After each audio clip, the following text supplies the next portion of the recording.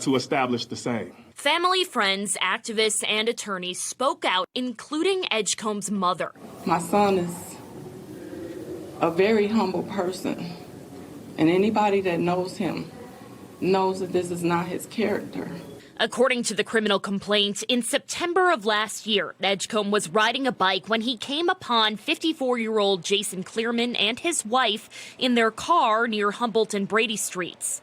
Prosecutors believe that's when there was some sort of verbal altercation and Edgecombe punched Clearman. Edgecombe's attorneys say this new surveillance video shows the Clearmans followed Edgecombe onto the Holton Street Bridge and shows Clearman got out of the car and approached Edgecombe in the moments before the shooting.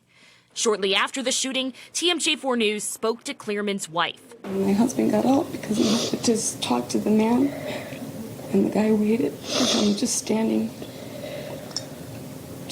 there waiting.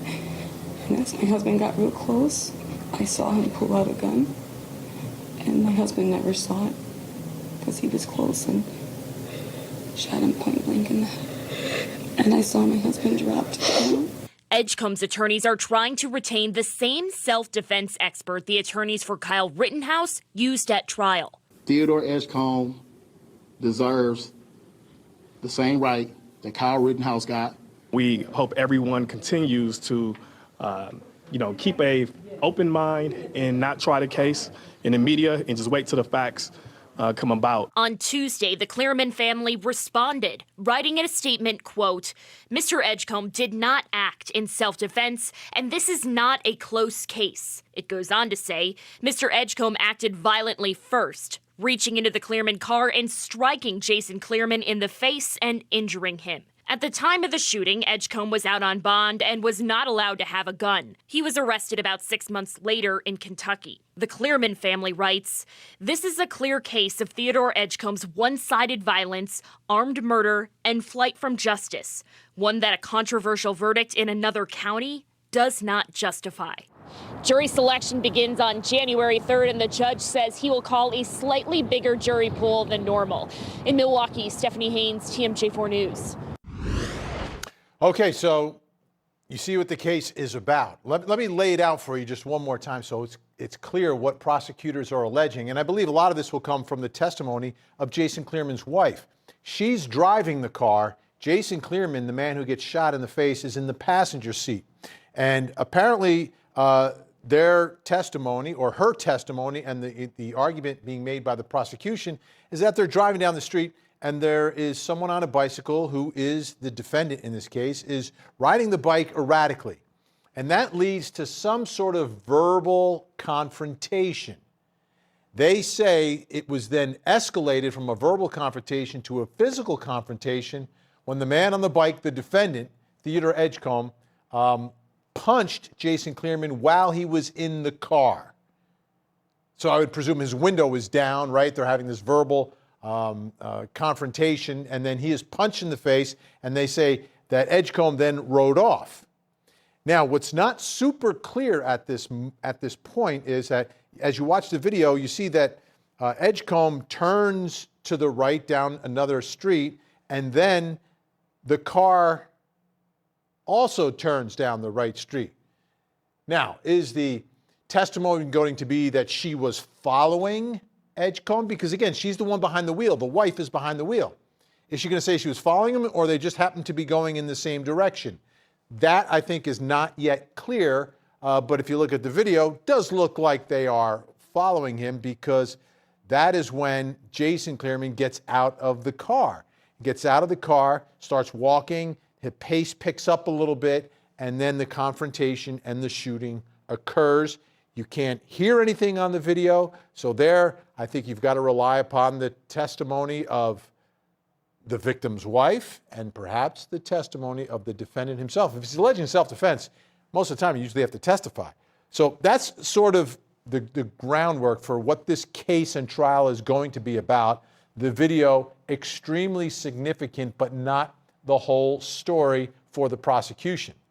So let's bring in our think tank tonight. Joining us, former DOJ senior attorney and former federal prosecutor Tammy Allison is with us. In Cleveland, Ohio, criminal defense attorney Ian Friedman. And in Baton Rouge, Louisiana, trial attorney, former prosecutor Leslie Ricard Chambers. Great to see everyone tonight. Let's talk about self-defense and let's talk about, we watched what happened in November. Kyle Rittenhouse, video, he testified. Jury found him credible, found his story reasonable, and found him not guilty. What do you see on the video? What do you see in terms of what this trial is going to, how it's going to play out, and how difficult will it be, one, for prosecutors to prove the case and disprove self-defense here? Tammy, I'll start with you. Thank you for having me, Vinny. I think here we see a lot of things going on, not only the similarities between what we saw in the Kyle Rittenhouse trial, and yes, this is in Wisconsin again, so if perhaps Judge Schroeder or someone similar to him is going to preside over this trial, then this alleged defendant would be found not guilty, hopefully, with the evidence presented to the jury. But I also see comparisons with what we recently covered on Court TV with the trial of the murderers of Ahmaud Arbery, where this is a vehicle that literally is following an individual on a bicycle. A vehicle has a lot more damage that it can cause to someone and has been found in courts of laws to be viewed as a weapon. So whenever the individual gets out of the car, when the car is following him on a bicycle, I think the defense of self-defense is going to be extremely strong, especially in the case of Wisconsin, where we now have that precedent of Kyle Rittenhouse being found not guilty. Ian, what role does and if the jury believes it, and I believe that's what the testimony is going to be, I don't know if the jury will believe it, but that the defendant initiates the physical confrontation by punching Jason Clearman in the face before we see what happens in the video. What impact does that have on the entire scenario and the way the jury may potentially see this case? So it's a good question. I think there's a lot of ingredients here. In this case, really, it's just going to come down to the lawyering, how this case is presented. Because as I see it, usually you can't incite it, right? You can't come to it and then expect to raise the defense of self-defense. But here, I kind of like this fact from the defense side, because after there's this altercation, the defendant hits the deceased, now deceased, and goes off. We don't know what happened exactly in that exchange. That'll come out in the trial. But he takes off on his bicycle. He's now left any confrontation. And now, after a hit didn't stop it, all of a sudden a car is coming. Who knows what's in the car? A lot of people are carrying firearms in their car. We know that. And a guy gets out of the car pursuing it. So he's got two basic, targets coming at him. And this person is now pursuing him who was just hit. It's easy and I believe reasonable to think that the person who's now pursuing after he got hit is raising the ante here. And the question is this person now reasonably in fear for their safety? Sure. Just got hit. Guy gets out of the car. The thing about self-defense, and I hope that the lawyers really bring this up, is, and we've talked about this before, Vinny, self-defense is designed to prevent injury to oneself. And you don't have to wait until you're hurt to exercise that right. And so when someone's coming at you, here's the lesson. Don't do it. If they're going to say, oh, we were just following them, then why didn't you stay in the car? They could have called the police. And I know there's going to be a lot of different facts come out at trial. But what we see here, part of the ingredients that I myself, while you're always concerned for the way that your clients are at trial, because you never know what happens at trial, I like these facts so far. All right, Leslie Ricard Chambers, let me throw a couple more facts into the mix here.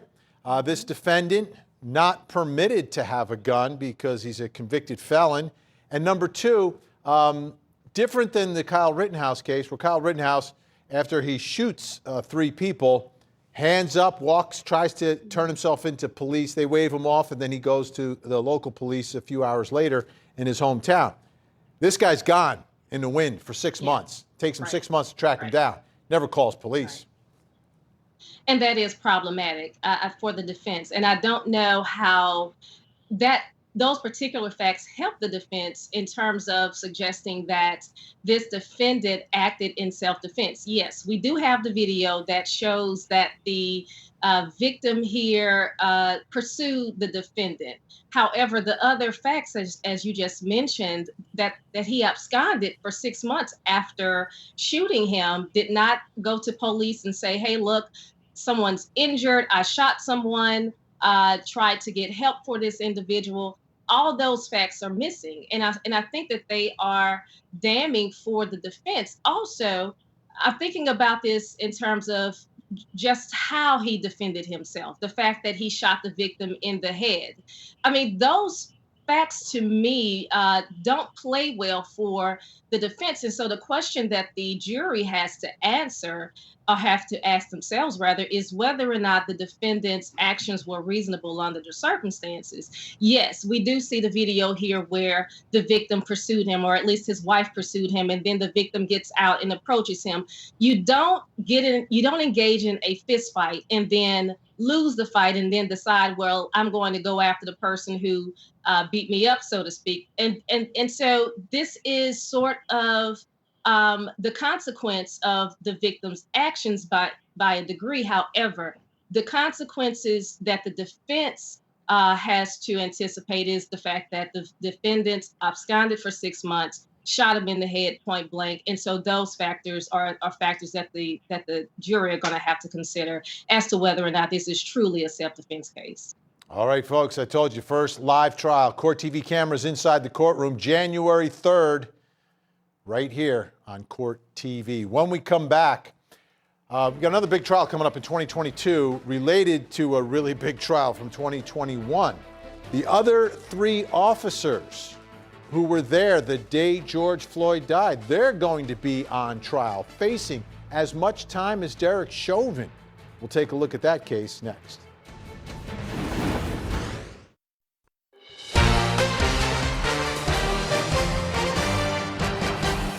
We, the jury, in the above entitled matter as to count 1, unintentional second-degree murder while committing a felony, find the defendant guilty. Verdict count 2. We, the jury, in the above entitled matter as to count 2, third-degree murder, perpetrating an eminently dangerous act, find the defendant guilty. Same caption, verdict count 3. We, the jury, in the above entitled matter as to count 3, second-degree manslaughter, culpable negligence, creating an unreasonable risk, find the defendant guilty. This verdict agreed to this 20th day of April 2021 at 1:45 p.m. A big moment in 2021 here on your front row seat to justice. Derek Chauvin found guilty of the murder of George Floyd. But there were 3 other officers there that day, and they will be tried in 2022. And they're facing the same consequences for aiding and abetting. So is the case as strong against these 3 other officers? How do you prove the case against these 3 other officers? And it all starts with what happened that day. We know it was all caught on video. Let's take a look. The plan was just to get him so he couldn't move anymore or hurt himself or hurt us. Please, man, relax.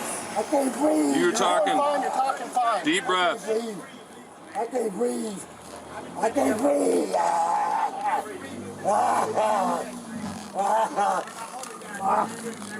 My brother just died this day. Relax. Man, I can't breathe my face. Just get him. He's got to be on something. What do you want? I can't breathe. Please, the knee in my neck. I can't breathe. Get up, get in the car, man. I will. I can't move. That is. Mama. On a weed pipe on him, there might be something else with it. Might be like PCP or something. Is that the? And I would communicate with them to figure out if a ambulance is on the way. And I've asked Officer Lane, hey, just to verify, do you guys have an ambulance on the way? Yes, code 2. And the situation where the crowd was starting to kind of gather up, especially in that area where it's hospital police, and the way Floyd is acting. I went on the radio and told dispatch we needed the ambulance here, code 3, emergency lights and sirens.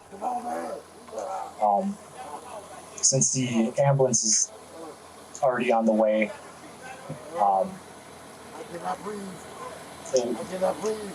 we decided to just forego the hobble and just hold for now, since if we were to hobble him, once the ambulance arrived, we would have to undo it again to put him onto the stretcher.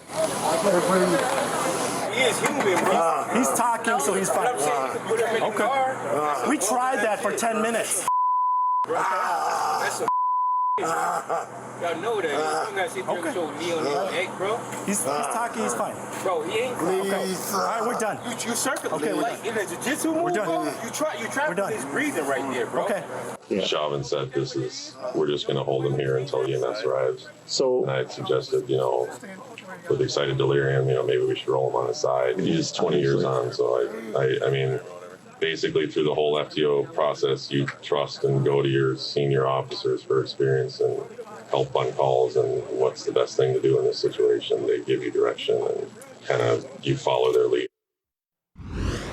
Okay, remember now there's 3 officers who will be on trial. 2 of them are rookies, Lane and King. They are the 2 that are also subduing George Floyd along with Derek Chauvin. Chauvin's on the back and the neck of George Floyd.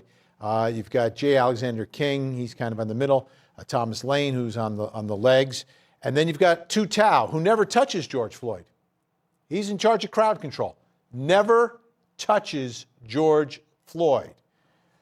Now, charged with aiding and abetting. Now, in Wisconsin, aiding and abetting isn't just, okay, they helped. No, there's specific, you got to prove that they undertook conduct that will aid another in the execution of the crime and a conscious desire that the conduct will yield that aid. So were they consciously trying to help Derek Chauvin kill George Floyd? I think that's what they got to prove. Let's bring in our think tank. They know a lot better than I do. Ian Friedman, I'll start with you. It just seems like there's an extra hurdle here for prosecutors in this one, because it seems that under Wisconsin law, you've got to prove in this aiding and abetting that you're taking these actions because this guy's committing a crime and I want to help him. That's why I'm doing what I'm doing, because I want to make sure he can commit that crime. Yeah, under that definition, I think that Officer Tao has a lot more to work with than Chauvin did and the other 2 officers who were involved, who were right there on the body, saw what was going on, could hear everything. Officer Tao is going to come forward and say, look, my role was to keep the crowd back. My role, and we don't hear any communications from Chauvin to Tao saying, this is what I'm doing.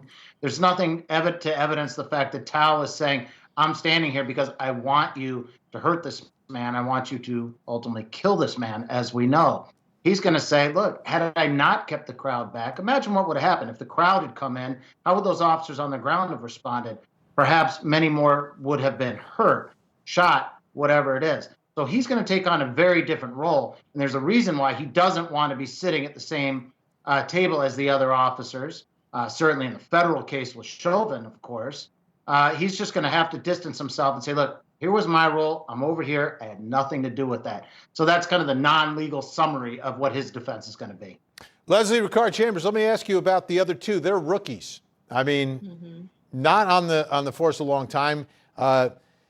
Chauvin is J. Alexander King's training officer. Thomas Lane keeps saying, should we turn him over? Should we turn him over? I don't know if it's his 4th day, on the force in the role that he's in. So does that play a role at all, the fact that they are rookies and you've got a guy 20 years on the job, or does that not matter? I think that it could provide some level of mitigation. And as to your point about one of the rookies stating that he could have had excited delirium, I mean, that's something that they learn during their training. And so that's what he's thinking about. And that's what you hear him ask Chauvin about. And then Chauvin dismisses him. And so I think that in terms of, his state of mind, he was relying on the training. And because he was relying on the training, probably thought that Chauvin's actions were probably not didn't quite meet the standard of the training, but I do believe that there's a lot less culpability there for these two rookies. Nevertheless, they were there. Did they have an obligation maybe to? Oh, I think we lost Leslie's connection, so let's bring in Tammy. Tammy? Yes. We've heard from J. Alexander King's, one of his family members, who actually said one of the reasons that J. Alexander King became a police officer is he wanted to change policing from the inside. That was one of the reasons that he became a police officer. He's a rookie. This is, one of his, I don't know if it's his first week on the job, first few days, whatever it is. Is that any part of the equation, or should this jury look at him the same way the jury looked at Derek Chauvin and get the same penalty as Derek Chauvin, which is going to be decades behind bars? Vinny, I think that is part of the equation. It's always going to be part of the equation. Anything that the defense attorneys can present in order to get their client found not guilty based off of the evidence that the prosecution presents to the jury and based off of the evidence that the defense presents to the jury. In this case, yes, he may want to infiltrate the system, so to speak, and make changes with the inherent bias in the policies and procedures. That's something that I've done as a former federal prosecutor and attorney with the Department of Justice. But at the same time, during your role as a law enforcement officer, especially in this situation, there is a duty to intervene that they were trained for. So as far as the aiding and abetting charges, I think the jury instructions are going to have to be very clear. Is it the aiding and abetting in the intentional murder of George Floyd, or the aiding and abetting in the conduct of Derek Chauvin by failing to intervene when they clearly see he was excessively using force? And we already heard all of that testimony during that trial of Derek Chauvin. So I'm not sure how strong of an argument that will be, Vinny, but at the end of the day, these officers went through extensive training, rookie or not. Yes, Derek Chauvin was their superior, but they do also have that duty to intervene. All right, it's going to be fascinating because Derek Chauvin, I think the world agreed. And when they saw what he did, I think there's a little bit more disagreement about the culpability or potential culpability of the other three officers involved. But as always, it will be up to a jury. And we've got a trial date. Take a look. March 2022, Minnesota versus Lane, King, and Tal, of course, right here on Court TV. When we come back, there was a big story in the news, a lot of controversy. There was a trucker, got into an accident, was criminally charged, and then was sentenced to 110 years. There was a lot of reaction, some outrage to the sentence, but the judge had no discretion. We'll give you the latest update on what happened to that truck driver, what the sentence is, and we'll let the think tank examine what exactly is justice in a case like that. We'll be right back.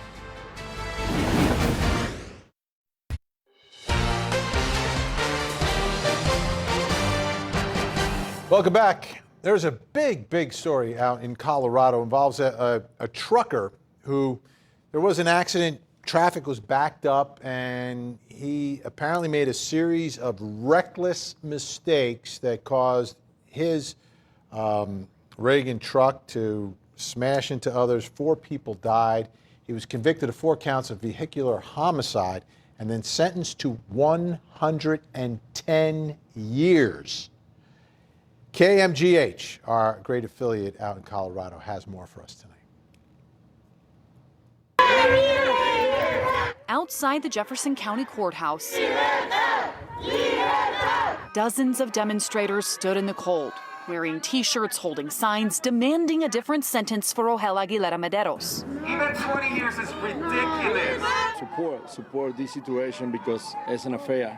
110 years in jail for a guy just in an accident. Protesting while just steps away inside a courtroom, Judge Bruce Jones, the prosecution and defense discussed next steps to change that sentence. Cameras weren't allowed to record that hearing, but in it, questions about the legal precedent this will set. That's because Judge Jones couldn't find any instances in the past where the prosecution requested an expedited resentencing instead of the judge or the defense. There were also questions about whether a resentencing would prohibit Aguilera Maderos from requesting an appeal. In a press conference afterward, This is an exceptional case, and it requires an exceptional process. District Attorney Alexis King didn't take questions but spoke about why she requested that hearing. In finding its verdict, the jury recognized the extreme nature of the defendant's conduct, which warrants a prison sentence. She's working with the families of victims and has come up with a new sentencing recommendation. We will likely be recommending a sentence of between 20 to 30 years. The families of victims Nobody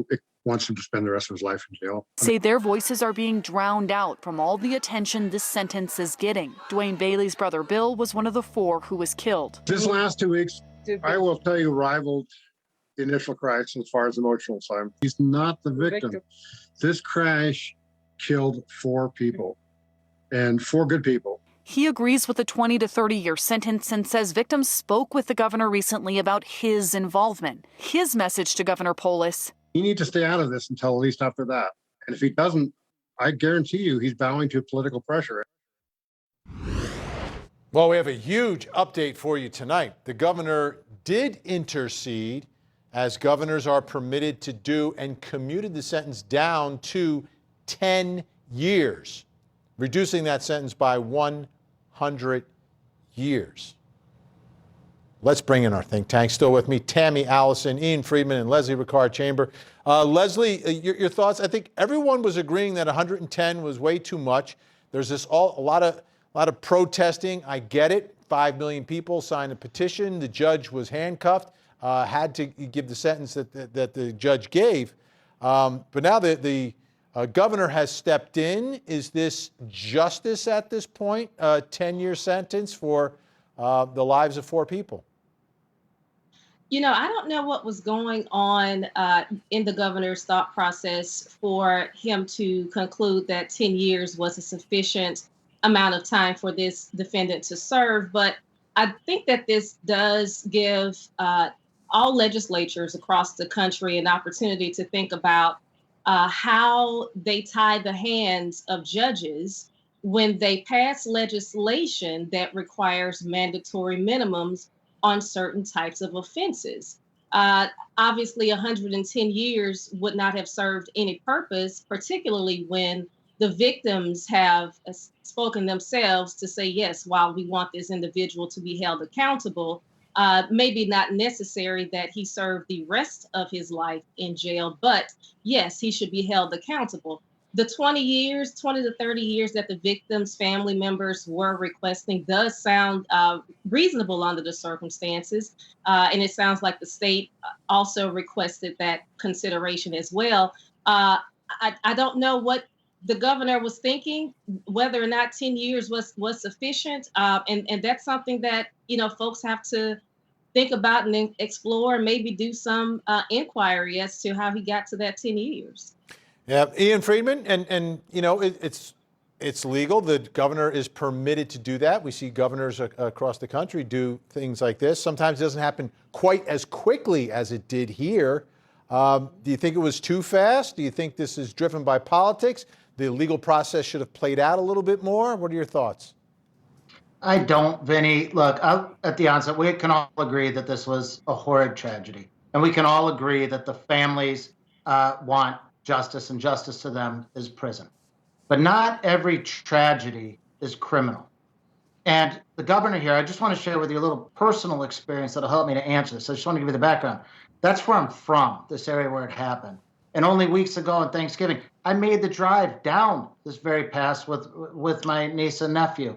And even then, we saw the trucks coming down with the brakes heating up. This happens all the time. And you have these emergency truck stops on the sides of the road where trucks go up and the gravel's really deep to stop these trucks.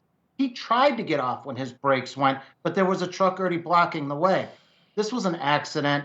The sentencing structure out there caused the sentence. I get it. The jury, as juries do so often, was swayed by the fact that 4 people died. That's always a fear for defense counsel when there are deceased involved. The emotion that detracts from the analysis of the facts. And that's what happened here. Do I think that the governor acted too quickly? Absolutely not. The governor also knows the area. The governor also sees exactly what happens there. And this was an accident. Or it's politics involved? Perhaps a little. And here's my personal feeling why I say that. Because 10 years is even too long when an accident should have just been considered an accident and treated as an accident. Tammy, as a former prosecutor, I have a different question for you. You can jump in on that as well, but I want to show you something that was posted on social media, unbelievably. This is one of the prosecutors, in the office after winning this trial. Apparently, one of the prosecutors handed this award over to another prosecutor, and it's actually a brake pad. It's a brake pad. It's got the case number on it, and the person who gave it to one of the prosecutors, I don't know if they knew that prosecutor was going to post it for the world to see, but your thoughts about that? It's been deleted since, and there's an internal investigation by the head prosecutor in the office, but your thoughts about posting it. To me, that was the biggest part of the whole thing. Internal, whatever you're doing with your comrades, but posting it? Vinny, I got a lot to say, Vinny, because not only am I a former federal prosecutor, you do know I grew up DOJ and I started my career at the office of the pardon attorney, recommending presidential pardons under Presidents Bush, Obama, and Trump. And then I was a former federal prosecutor and senior attorney with the Federal Bureau of Prisons. So as it pertains to this super early grant of clemency by the governor of Colorado, that's not normal. It doesn't happen that way typically. Typically, for a pardon or a commutation, which both of those are called clemency, I'm the expert, only 3 in the world that is in the private practice area, first Black owned. So for clemency, typically all of the appeals and all motions are exhausted before any type of clemency is granted. And the reason why is exactly what the district attorney said in her press conference when she was discussing a possible hearing for resentencing, because she did not want to jeopardize this defendant's opportunity for appeal. So guess what? Now that this sentence has been commuted to 10 years, what is it doing? It's jeopardizing his rights to appeal. So when we're talking about this gift of the brake pad from one prosecutor to the next, and it was posted on social media, guess what? That ties right back in to what was happening during the trial. Those are things that can be brought up in an appeal. So it's very problematic, and I think that it perpetuates misconceptions as it pertains to clemency, and that is something why I quit DOJ after 12 years to launch my practice, in order to make people understand what clemency really is, because there are hundreds of thousands of individuals that are deserving of clemency that need to know you do not need political pressure or celebrity ties in order to get it. And yes, it is great that he received a commutation, but we have to think about what it's doing to the judicial system and his rights for appeal. Fascinating insight, folks. You're only going to get that at Court TV, and you're only going to get it from great experts like we bring on each and every day and night here on your front row seat to justice. All right, Tammy Allison, Ian Friedman, Leslie Ricard-Chambers staying with us. When we come back, I'll look ahead to another big trial coming up in 2022. Was supposed to happen this year. COVID shutdown. It got pushed. It involves a former Playboy and Maxim model who's been charged with the murder of a doctor. That story next.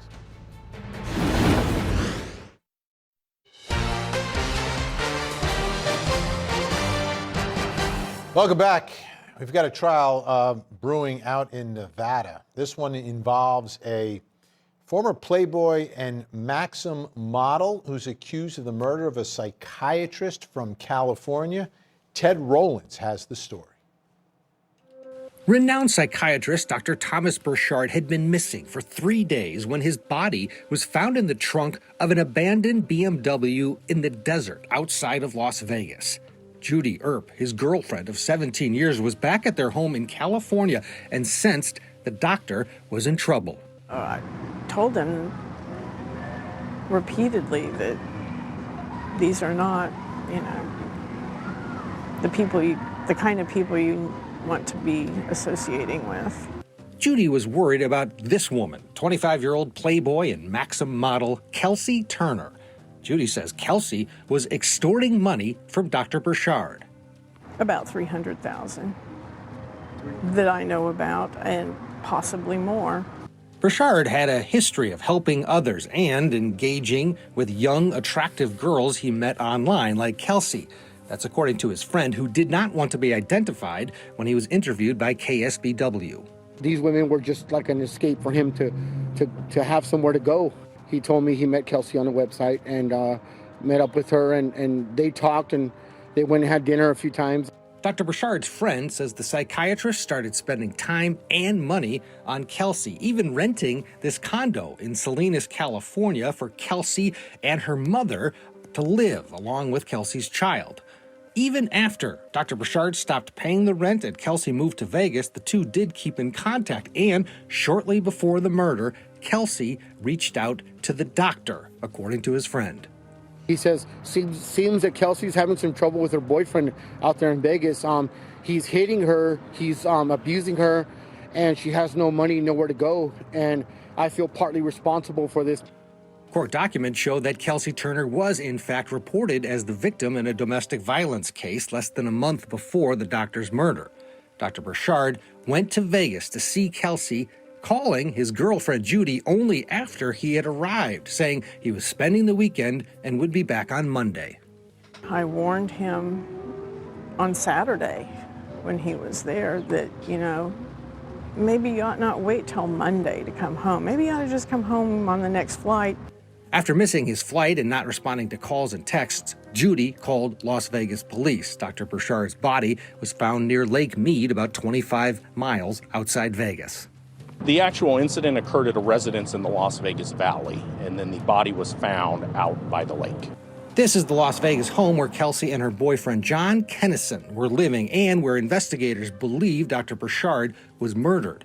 Kelsey's roommate, Diana Pena, told a grand jury that Kennison attacked Dr. Burchard with a baseball bat and that after the initial attack, Kelsey insisted that her boyfriend knock him out. Pena also testified that the attack left Kennison covered in blood. According to arrest warrants, police recovered a bag from the Rio Hotel. It's where prosecutors say Turner, Kennison, and Pena fled to after the murder. Inside that bag, investigators found sheets of paper ripped from Dr. Burchard's notebook that contained his banking information and passwords. Additional information has come to light. Kelsey Turner was arrested in California 3 weeks after police recovered Burchard's body. Her extradition was delayed after it was determined that she was pregnant. She has since given birth to a girl while in custody. Her boyfriend, John Kennison, was arrested a few weeks later in Las Vegas. Both are facing murder charges. Kelsey's roommate, Diana Pena, pleaded guilty to accessory to murder and is expected to testify at their trials. Okay, let's bring back in our think tank. Ian Friedman, looking at this case for Kelsey Turner, does it become about domestic violence? Does it become about pointing the finger at the boyfriend? This is one of those cases, Vinny, we're just going to have to wait to see how the evidence comes in because it's going to come from the testimony of Ms. Pena. We don't know what happened in the room and why it happened. Her just being a victim of domestic violence, I don't know what that's going to do necessarily to save her from a murder conviction. Until we know exactly what was said in the room, we're not going to have all the facts. We know what happened. We know how it happened. Now we just have to figure out who was the cause of it. And that's going to be sorted in the room. And we've got a lot of stuff. We've got forensics. We've got DNA. We've got cell phone records. We have his ripped up papers from his day planner in a bag at the hotel that they went to afterwards. So really all this is going to come down to is a very focused issue that's going to come from the other co-defendant, the star witness. And that is, why did it happen and who exactly did it? It's going to be an interesting set of facts, and we're all going to learn as the testimony comes from the witness stand. Tammy, what is the jury going to do with the nature of this relationship between the doctor and Kelsey Turner? Vinny, I don't think the jury's going to do anything. It's normal now. It's 2022 almost. We have a couple more hours, and Cardi B has already let it be known, it ain't tricking if you got it. So let the man take care of the pretty girl. He already knows he's old, and look what he looked like. He has to, you got to pay some money to spend some time with somebody like that. I think that the jury is going to focus more so on the fact that, yes, she was a victim of domestic violence. Yes, that she was cohabitating with a boyfriend, and that's why her quote unquote sugar daddy, you know what I'm saying, went to her rescue to see what was going on with his sugar baby. Okay. The boyfriend probably needs to be looked at a little closer. I don't think the jury is going to make much of the old man paying to be around a beautiful Playboy model. That's what you gotta, there's a cost, to be around somebody like that. I don't think the jury is going to care. Leslie, this is a case. I've seen similar ones actually in Vegas in the past. So Tammy hit the nail on the head with that one. What are your thoughts about, there's 3 defendants. One of them took a deal. She's the roommate. Don't really know what motive she had to be involved with all this, but perhaps the common denominator to all this is that they're all strung out on drugs. Does that play a role? Possibly. The way I'm looking at this, though, Vinny, is that everybody wants a piece of the pie. The deceased boyfriend is already paying for the girl, the model's lifestyle, paying for her mom's residence, I believe. And so they all know that she's got this relationship status going on with this victim. And he's already sent thousands upon thousands of dollars to her previously. His girlfriend even knows that he spends time with this young lady. I doubt very seriously if her roommate and her boyfriend didn't know the status about their relationship, the fact that he was getting all of this, she was getting all of this money. And I think that they wanted a piece of the pie. Possibly, he came there and they wanted him to pay for things, give them some funds, and maybe it didn't work out. I don't know, as Ian said, what happened in that room, what led to this man losing his life, what led to either her, the boyfriend, or the roommates attacking him, killing him. But I believe that the common denominator here is the fact that they all wanted a piece of the pie. All right, I have a question for all 3 of you. You can raise your hand. Who believes that Kelsey Turner, the former Playboy model, Maxim model, will take the stand in her own defense? I don't know, Vinny. This has been a year of defendants taking the stand. So it's possible. Possible? Ian, any chance?